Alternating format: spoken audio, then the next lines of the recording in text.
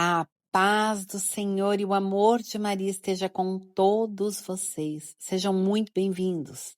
Vamos invocar a proteção de São Miguel Arcanjo, pedindo a sua intercessão pelo Padre Daniel Ribeiro, por todos os sacerdotes, pelo Papa, por todo o clero, pela conversão dos pecadores, pela conversão dos nossos familiares, pelo Brasil, pelo mundo, por todos que sofrem perseguições religiosas, por nós e por todas as intenções que estão em nossos corações.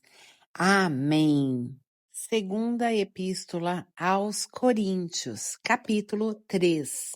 Autoridade do apóstolo. Recomeçamos a fazer o nosso próprio elogio? Temos, acaso, como alguns, necessidade de vos apresentar ou receber de vós carta de recomendação? Vós mesmos sois a nossa carta, escrita em nossos corações, conhecida e lida por todos os homens. Não há dúvida de que vós sois uma carta de Cristo, redigida por nosso ministério e escrita, não com tinta, mas com o Espírito de Deus vivo, não em tábuas de pedra, mas em tábuas de carne, isto é, em vossos corações. Sublimidade do ministério evangélico. Tal é a convicção que temos em Deus por Cristo, que não que sejamos capazes por nós mesmos de ter algum pensamento como de nós mesmos. Nossa capacidade vem de Deus. Ele é que nos fez aptos para ser ministros da nova aliança. Não a da letra, e sim a do Espírito. Porque a letra mata, mas o Espírito vivifica. Ora, se o ministério da morte, gravado com letras em pedras, se revestiu de tal glória que os filhos de Israel não podiam fitar os olhos no rosto de Moisés, por causa do resplendor de sua face, embora transitório, quanto mais glorioso não será o ministério do Espírito.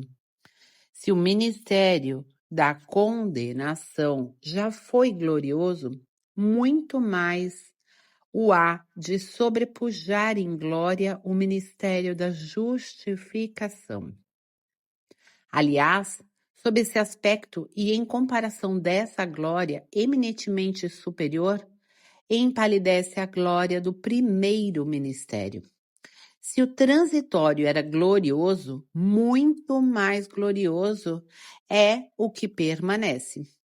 Em posse de tal esperança, procedemos com total desassombro.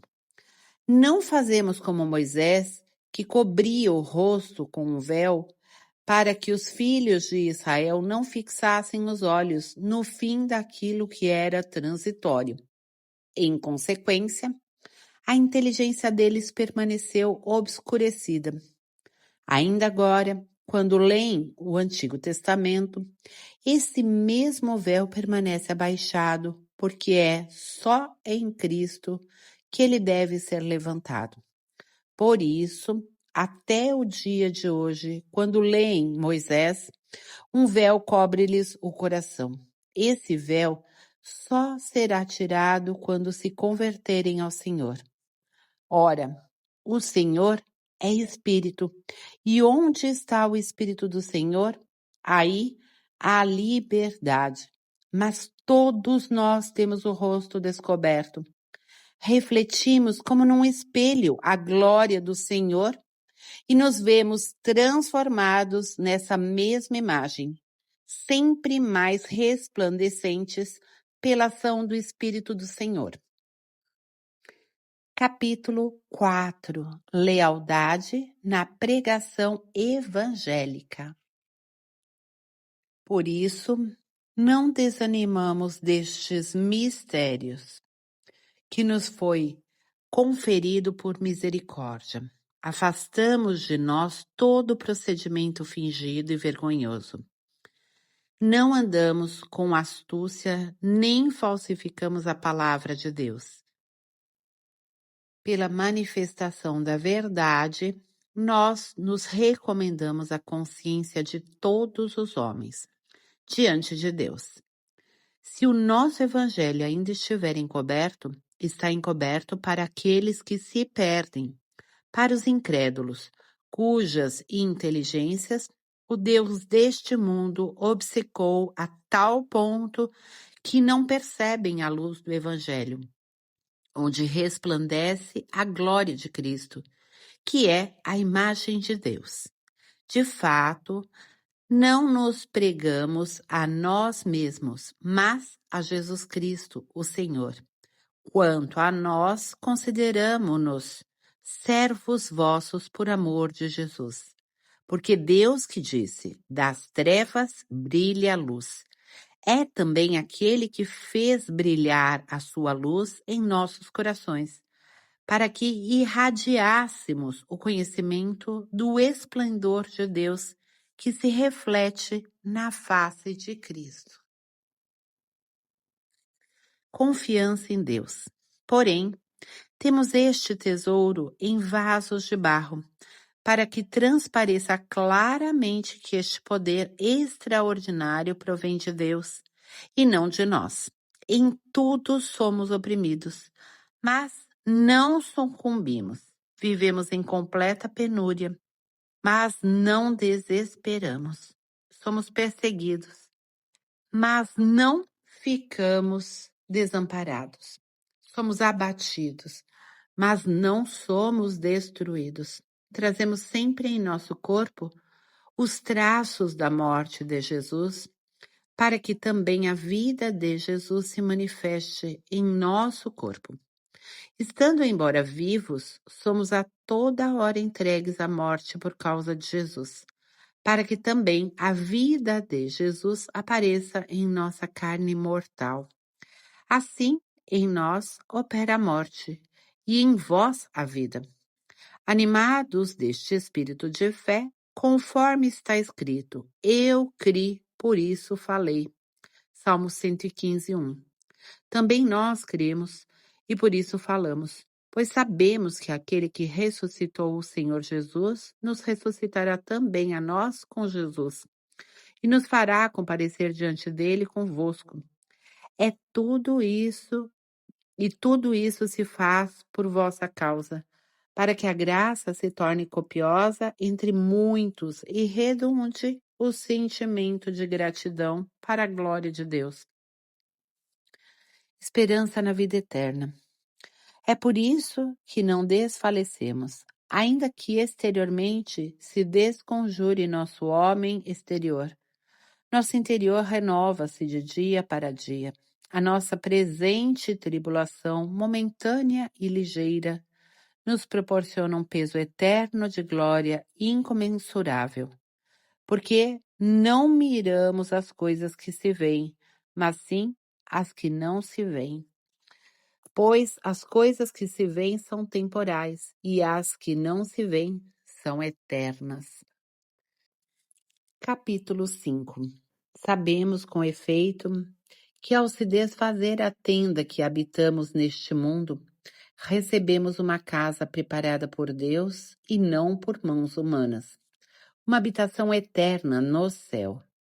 E por isso suspiramos e anelamos por sobrevestidos da nossa habitação celeste, contanto que sejamos achados vestidos e não despidos, pois, enquanto permanecemos nessa tenda, gememos oprimidos.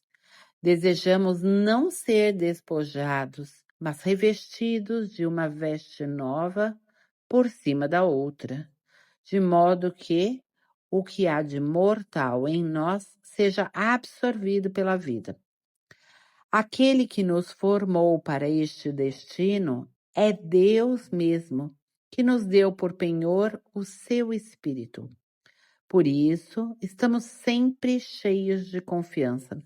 Sabemos que todo o tempo que passamos no corpo É um exílio longe do Senhor. Andamos na fé e não na visão. Estamos, repito, cheios de confiança, preferindo ausentar-nos deste corpo para ir habitar junto do Senhor. É também por isso que, vivos ou mortos, nos esforçamos por agradar-lhe, porque teremos de comparecer diante do tribunal de Cristo. Ali, cada um receberá o que mereceu, conforme o bem ou o mal que tiver feito, enquanto estava no corpo. A obra da reconciliação. Compenetrados do temor do Senhor, procuramos persuadir os homens. Estamos a descoberto aos olhos de Deus e espero que o estejamos também ante as vossas consciências. Não estamos a gabar-nos ante os vossos olhos, mas damos-vos ocasião de vos gloriardes por nossa causa. Tereis, assim, o que responder àqueles que se prevalecem das aparências e não do que há no coração. De fato, se ficamos arrebatados fora dos sentidos, é por Deus. E se raciocinamos sobriamente, é por vós. O amor de Cristo nos constrange, considerando que, se um só morreu por todos, logo todos morreram. Sim, ele morreu por todos, a fim de que os que vivem já não vivam para si, mas para aquele que por eles morreu e ressurgiu. Por isso nós, daqui em diante, a ninguém conhecemos de um modo humano. Muito embora tenhamos considerado Cristo dessa maneira, agora já não o julgamos assim. Reconciliar-se com Deus.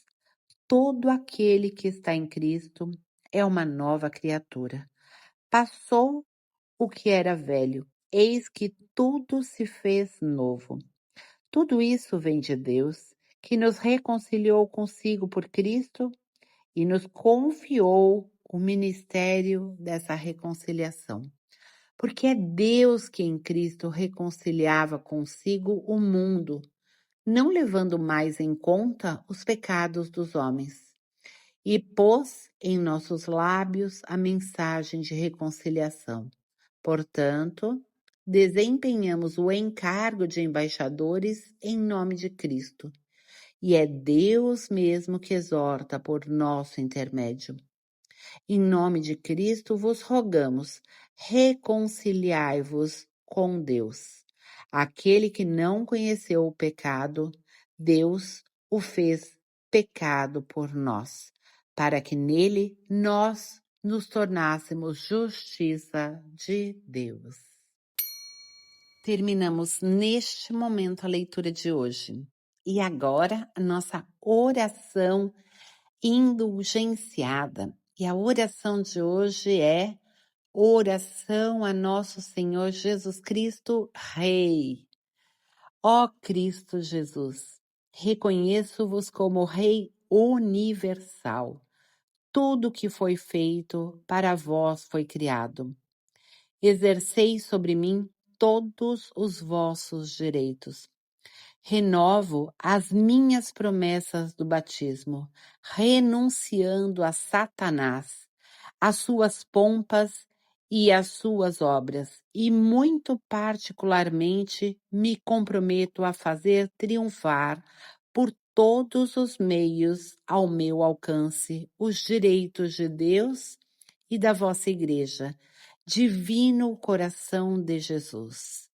Ofereço-vos minhas pobres ações para alcançar que todos os corações reconheçam vossa realeza sagrada e assim se estabeleça no universo inteiro o reinado da vossa paz. Assim seja. Amém. Por hoje é só e até amanhã, se Deus quiser.